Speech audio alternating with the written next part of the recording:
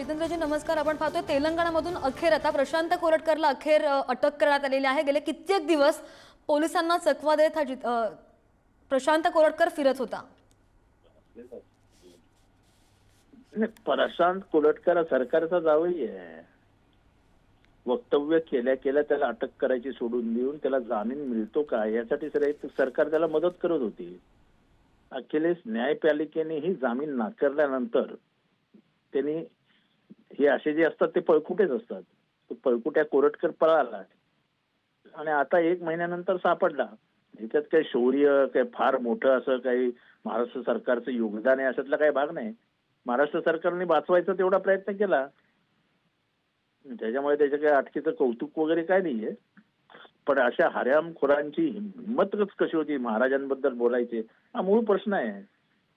कोण शंभूराजेंबद्दल बोलतात, कोण छत्रपतींबद्दल बोलतात, पण परत मुजरासारखे फिरत राहतात. हा महाराष्ट्राच्या मातीचा अपमान आहे आणि तो सहन करावा लागतो, कारण का यांच्याकडे पाशवी बहुमत आहे.